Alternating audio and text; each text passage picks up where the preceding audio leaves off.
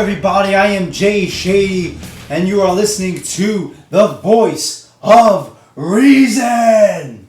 So it is time for my Raw review. Raw just ended. I have to say, a very puzzling show tonight. First half of the show, the first hour and a half, very entertaining, very good. You know, I was saying this is the best Raw I've seen in a long, long time. Then after that first hour and a half, the shit hit the fan. Everybody got crazy. The writers started drinking mental retard juice. And they just fucked it all up. Train wreck after that first hour and a half. It became a fucking joke, the show. You know, it became just a fucking mess. You know, you had greatness and shittiness. You know, all on one show. The WWE just cannot get anything fucking right. So here we go. It opens up like it should. Started with a video package of Paul Bearer, a nice tribute to Paul Bearer. They showed a lot of good clips of him. And this was a good segue into the opening of the show with The Undertaker paying tribute to Paul Bearer. The Undertaker comes out. There's an urn in the middle of the ring. It's sitting on a stool. And Undertaker, like I said, he should do on previous comments or previous videos that I did. You know, there's a picture of Paul Bearer on the Titantron, and Undertaker did the tongue thing, the old... You know, I thought that was great. I thought I was saying that they should have him do it, and I'm glad they did. So while he's doing the...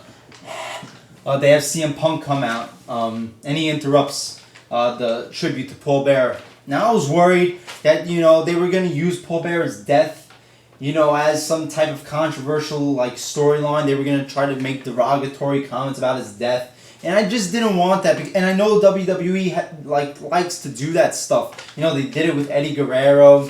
It's like a very cheap way for heels to get heat in WWE. I'm glad they didn't go too far with it. I'm glad, you know, they did pretty tame stuff with the death. You know, all CM Punk said was, I'm sorry for your loss, Undertaker. Your loss at Wrestlemania, rather than, you know, your loss with Paul Bearer. And he said, you know, Paul Bearer will always see you as being perfect, but everybody else, you know, who's alive will see... that Undertaker will be 20-1.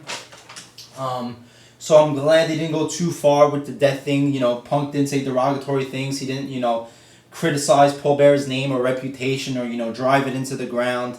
So, you know, I'm glad they steered away from that because, you know, I'm all for controversy, but that's just disrespectful. So it was a good opening segment, and then you had Kane come out because he was pissed off that CM Punk was interrupting Undertaker's tribute, and Kane tries to chokeslam CM Punk, but CM Punk gets out of the way. And, you know, finally, you know, after fucking 10 years, we get an intense, serious Kane for once, you know. He's been doing 10 years of stupid laughs and PG fucking segments, you know, just a fucking shell of who he was. Finally, one night only, we get an intense, serious Kane. He was tearing apart the locker room looking for CM Punk, beating the shit out of, you know, somebody in the locker room. I forgot who it was. I think it was Alex Riley, you know, generic superstar number 3. But yeah, finally, an intense, serious Kane. You know, none of this goofball PG shit. So I'm glad we had that. You know, it was a very much appreciated thing, especially with Paul Bearer passing away. We needed a serious Kane, not one making jokes with Daniel Bryan. Then you got Seth Rollins versus The Big Show. You know, I just want to say, all of a sudden, like, I don't watch SmackDown. Apparently on SmackDown, Big Show and The Shield had some type of beat down in the ring. You know, The Shield was trying to beat down The Big Show. Like, where the fuck is this shit coming from, you know? Like, all of a sudden, Big Show is going, you know, against The Shield. You know, for The Shield, I just don't understand their fucking storyline. You know, they say they're correcting injustices, but the people they've been attacking lately haven't done any fucking injustices. So, you know, what's going on? You know, your main mission is supposed to be about injustice, yet you're not even making any sense. So why am I supposed to, you know, get behind this fucking team? You know, I'm not criticizing the talent in The Shield, but just the writing, it just doesn't make sense. What the fuck has Big Show done that's been an injustice? But yeah, all of a sudden, Big Show is, I guess, being booked as a face, you know? I said in a previous video, back then, you would have like a shocking turn, a shocking face turn, or a shocking heel turn, you know? A heel would, you know, come out and save a face, and, you know, that would be the shocking turn. Or a face all of a sudden would beat down his tag team partner or beat down a fan favorite and make a heel turn. It'd be shocking. You know, it'd be something you talk about the next day. Now, these fucking turns, they just happen, like out of, you know, they just happen. There's no shocking moment. It just gradually happens, just like, you know, start a new feud. Somebody starts getting booked in a different way. It's like the writers are just like, oh, we have no fucking faces for the Big Show to fight with, so we'll include him against the heels, so we'll just bill him as a face all of a sudden. It just doesn't make sense. But yeah, this was a match. Not really. Within a minute, Seth Rollins versus the Big Show gets disqualified because the Shield gets involved. They start beating down the Big Show. It was impressive, them doing the triple powerbomb to the Big Show. But if you think about it, it's really not that impressive. I mean, 3 guys picking up the Big Show isn't impressive. It's like each guy has to lift 150 pounds. So it looked impressive, but if you think about it, it really wasn't. But it was an okay segment. I just don't understand why Big Show is fighting the Shield right now. And then you get CM Punk bitching to Vicky Guerrero about Kane trying to, beat him up. And Vicky Guerrero tells CM Punk that he's going to fight Kane in the main event. And CM Punk is all like, oh no, please, I don't want to fight Kane. Why me? The guy that I'm supposed to believe is going to break Undertaker's 20-0 streak is acting like a little fucking bitch, This guy who's scared to face anybody. He's a wrestler. His job is to face people, but he's scared to have a match. And this is the guy that I'm supposed to believe is going to beat, this 20-0 undefeated streak, this over 20-year streak that's been going on. This better not be, one of these things where CM Punk does some chicken shit thing in the match. There's some stupid interference, and he sneaks his way to a victory over the streak. If anything, if the streak is going to end, it should be in a defined way. The guy should definitely beat with, authority. He should beat The Undertaker. Not some chicken shit thing. That will destroy the legacy of everybody who's ever faced The Undertaker. It would destroy the legacy of The Undertaker, and it would destroy the legacy of the streak. So hopefully WWE is not going this route.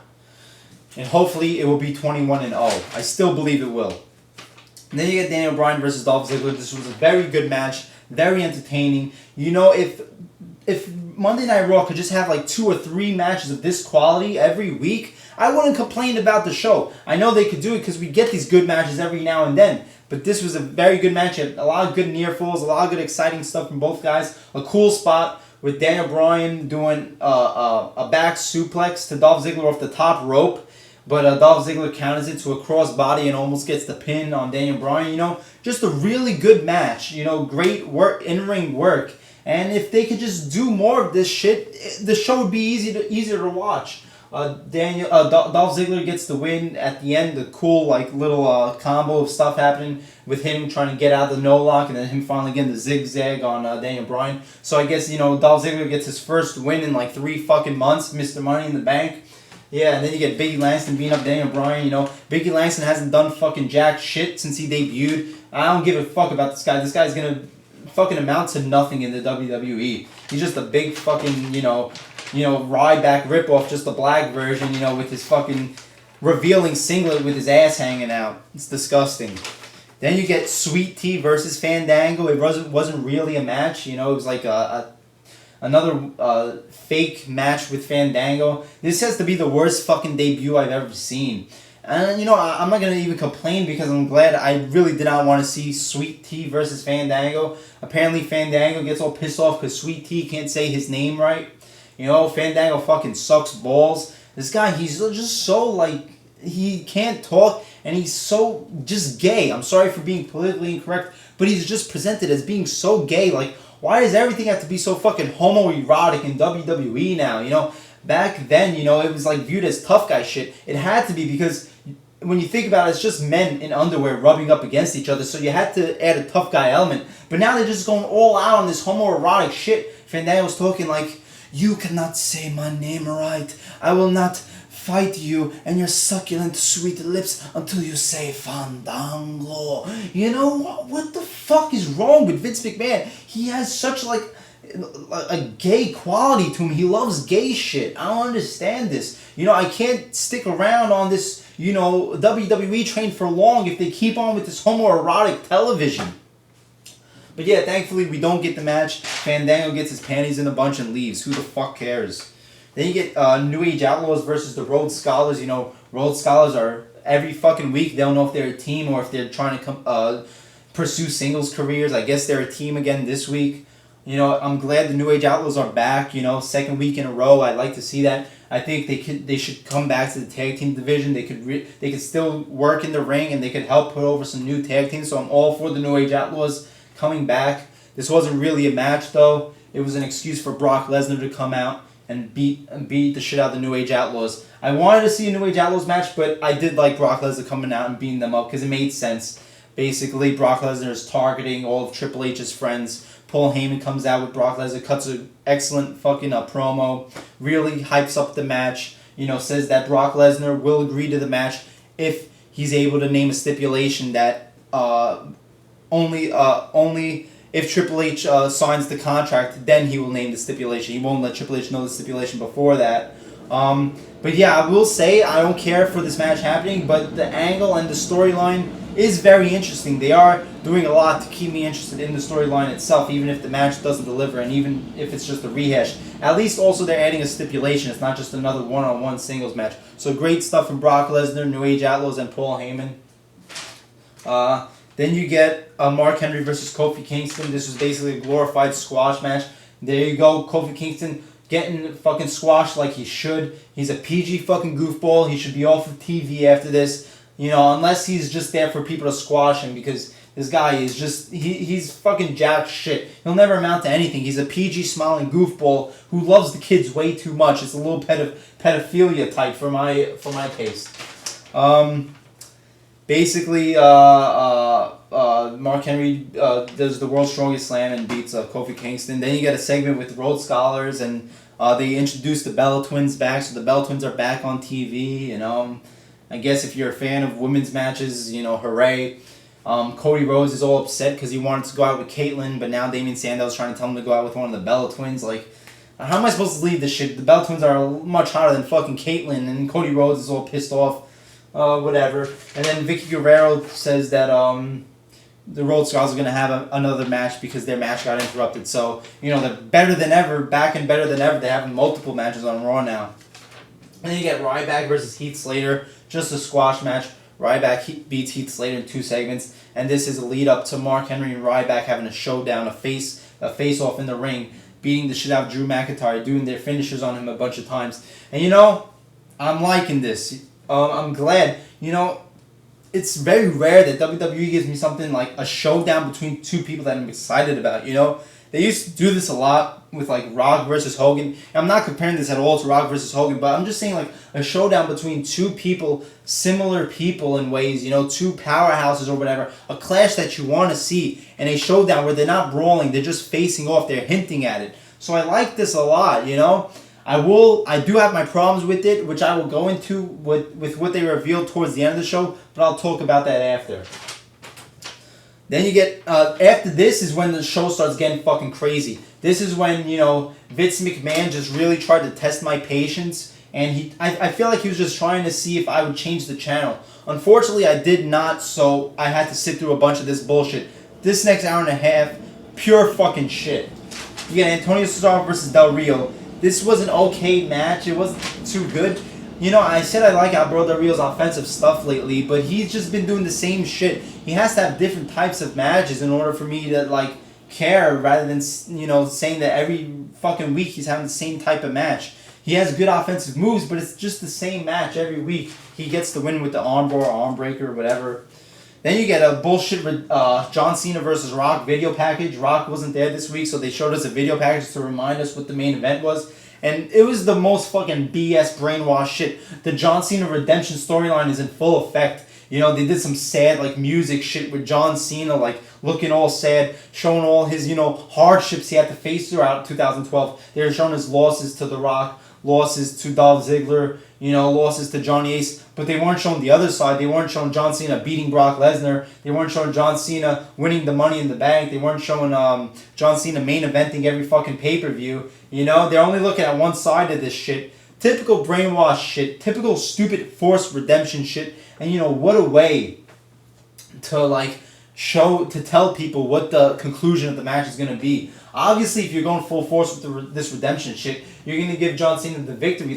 How predictable is this fucking match? This is the most predictable match in WWE history, I think. I was kind of shocked to see that. No, John Cena wasn't on Raw this week. I didn't even fucking notice it. But, this video package gave me enough of this John Cena hatred. It was as bad enough, it was as bad as him being there, this video package.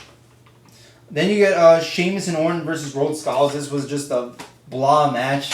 regular Breakfast Clubs, beating the shit out of, other people. Of course, the Breakfast Club wins, and they win defiantly with both guys standing tall at the end, beating the shit out of Rhodes Scholars.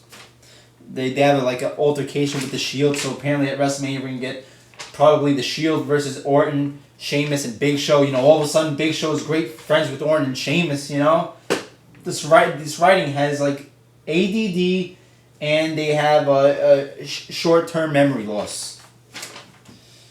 Then you get the worst fucking segment I've seen in a long, long time. I think this is worse than the Nashville promo that The Rock cut. The highlight reel. I was glad that Chris Jericho was back, but oh my god, this fucking segment was horrible. First of all, you don't even have like a Geritron 6000 in the ring. You don't have any furniture for the highlight reel. It's just Chris Jericho in the ring. He brings out The Miz. And I just want to say this show featured 5 fucking movie segments, trailers, or clips. 5 fucking movie trailers. You had G.I. Joe, Dead Man Down, The Call twice, and The Marine 3. Clips throughout the WWE is going Hollywood. It's movie night in WWE. Apparently they suck at doing wrestling shows, so they're trying to enter the foray of Hollywood. They're trying to get an Oscar by 2014 for Best Picture. But it's not gonna happen. So stop fucking trying. And you're doing this shit on your road to WrestleMania, the most important time of the year. You're wasting on fucking movie trailers. Basically, Chris Jericho calls out The Miz because he's the star of the Marine 3, the biggest hit ever. And then Wade Barrett comes out. And they both have Miz and Wade Barrett are bitching at each other about who's the better actor. I remember when feuds were about people like saying, you fucking buried me alive, you embalmed me, you beat me with a chair and bloodied my face, you abducted my daughter, now I'm gonna kick your ass. Now feuds are built on I'm a better actor than you. What the fuck is going on? How fucking wussy, pussy, sissy boy shit is this, Oh, let me have a feud with you because you're a better thespian. You're a better, star of the theater than I am. You have better acting chops than I do. What the fuck is going on with this shit? You can't get like a tough guy feud. They're going to feud because, they're trying to be actors. What's going on with this fucking company? Chris Jericho didn't have nothing to do in this segment. He was just like in the background, not even talking. Then he says he wants to have an Intercontinental Championship match against Wade Barrett. Then Brad Maddox comes out and all hell breaks loose. This shit goes from 0 to fucking negative 200, on the scale of goodness. He totally fucking sucks, Brad Maddox, on the mic apparently. He can't cut the promo. He's boring as hell. There's no focus. He can't even talk loud. Nobody hears what he's saying. And he's talking about nonsense. He's saying, everybody take out the Geritron 6000 because we're going to have a match. But the Geritron 6000 wasn't even in the fucking ring. Like, what the fuck? Did everybody just drink stupid retard juice before this segment? How fucking dumb was this shit? So we get a match between Y2J versus The Miz. Oh yeah, and I just want to say, even the fucking Cole and King were like, can we cut the commercial break? This sucks. Basically, they were saying this is the worst segment in Raw history. When you have the commentators apologizing for, the program and, the storylines themselves, that's when, shit is going crazy. Cole was saying, please, we need to cut the commercial break. This is awful. Horrible. Then you get Y2J versus The Miz. The winner faces Wade Barrett next week for the IC Championship. This wasn't really a match. It ends with a disqualification because Wade Barrett, gets involved. So this sets up a triple threat match between all three next week for the title, I guess. This was horrible. This whole fucking angle, this whole, 20 minutes was just horrible. 20 minutes of retardation. Then you get a funny We the People spoof from Alberto Del Rio and Ricardo Rodriguez. Ricardo Rodriguez is acting like Zeb Coulter. Alberto Del Rio did a good Jack Swagger, Alberto Del Rio was just saying one words here and there, just saying We the People. A good performance of Jack Swagger, because that's all this guy has done. Everybody wants to praise Jack Swagger for this great angle, but all Jack Swagger has done was say one fucking word every now and then. Zeb Coulter's been doing all the dirty work. He's been doing all the talking for this, but everybody's on Jack Swagger's ball sack. So that was funny. Ricardo Rodriguez were basically saying that Mexican food is a way for Mexicans to try to take over America. So it was funny. They're making fun of the whole We the People YouTube videos. Thought it was funny. Pretty good stuff. Then you get Jack Swagger versus Sin Cara in a glorified squash match. Before the match, you get a good promo from Zeb Coulter, another good promo, talking about Sin Cara being a Mexican jumping bean, talking about Sin Cara and his amigos every night of the year, sneaking across the border and stealing stuff from Americans and stealing stuff from America. Sin Cara botches in the first fucking minute. He does a cross body to the outside of the ring and almost breaks his whole fucking face. Jack Swagger wins with the Patriot Lock, Patriot Act. I don't know what the fuck they're calling it. Then Del Rio comes out. He gets Swagger in the armbar, but Swagger escapes. You know, it is what it is, guys. Then you get the dumbest fucking announcement I've ever heard. Ryback versus Mark Henry, a match that I'm psyched about. Even if it's not going to be a great wrestling match, it's just going to be a good entertainment match. But apparently it's happening on SmackDown, you know? The big SmackDown. What the fuck is going on? You know, you could book this shit for WrestleMania, have it be a nice undercard match, you know, or mid-card match. But, you know, let's give it away on free TV on SmackDown. And they'll probably have the match on SmackDown and then have the rematch at WrestleMania. But who'll give a shit because we already seen it. Hopefully they have, like, some, you know, pre-match beatdown so the match doesn't happen. But if they go through with this match, like, words will not be able to express how stupid these fucking WWE people are. They can't wait a fucking month to do this match. A match that should be clearly being taken place at WrestleMania is going to be on fucking free TV on Friday. The fuck is going on with these people? They have, like, such impatience. They need to do this shit as soon as possible rather than just doing this shit at WrestleMania. Then you get the main event, Kane versus CM Punk. It was an okay main event. I liked how it started off. It started out as a brawl.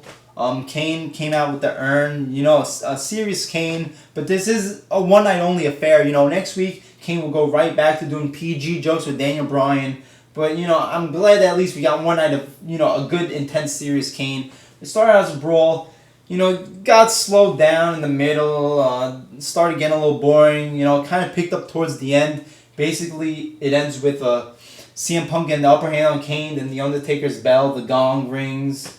Dong! CM Punk is all like, "Ooh, what's happening?"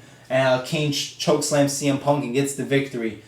I'm glad that Kane beat CM Punk because this is a tribute to Paul Bearer. Kane should have went over. But I'm just worried that this means CM Punk will beat The Undertaker now because usually when somebody is on the receiving end of damage in a feud, that means at the pay-per-view, that person will be victorious. Hopefully this was just for the tribute to Paul Bearer thing. Hopefully this doesn't mean CM Punk is going to beat The Undertaker because that will be a fucking problem. But yeah, Kane gets the victory. Undertaker comes out. The two brothers share the good old thing like I suggested they should with Paul Bearer's picture on the screen. While they're doing that, CM Punk comes from behind and attacks Kane with the urn. Undertaker comes to the ring. CM Punk leaves holding the urn. I will say my interest is piqued for this angle, for this storyline and match. And, you know, I didn't want this match to happen, but the whole urn thing, the whole Paul Bearer dying, and the way they could go about this has piqued my interest. You know, Undertaker getting intense at the end, doing the old, you know, that was cool. CM Punk leaving with the urn was cool. You know, hopefully they can have CM Punk hold on to the urn throughout this storyline. Maybe bring the urn at WrestleMania. Have, you know, Paul Heyman carry out the urn with CM Punk. As long as they don't go too far with, you know, knocking the death of Paul Bearer, I'm all for this. And my interest has definitely peaked, and I am now interested in the storyline, even if I didn't want this match to happen. So I will say that this ending segment of Raw, you know, did what it was supposed to do. It got me excited for Undertaker versus CM Punk, where Undertaker better fucking win. If they have CM Punk get some chicken shit, sneaky type of victory with like a roll-up or a Shield beatdown or some shit, that's going to be a problem. That's when my loyalty towards the WWE is going to be tested. But yeah, there you go. There's my little review of the show. First hour and a half, a really good show, great show, best stuff Raw has been in a while. Second half of the show, complete fucking shit. 16 fucking movie trailers, you know, just complete unfocus and unclarity going on. You know, this road to WrestleMania is hard enough to get into. You know, they're making it hard enough with these fucking lopsided shows. You have one portion of good and one portion of just utter shit. You know, they have to get their shit together. They have to level out the playing field. They have to just remain consistent. They can't just go up and down and up and down. Really. But there you go. There's my review. Jay Shady, Voice of Reason. Like, comment, subscribe, and I'll see you later.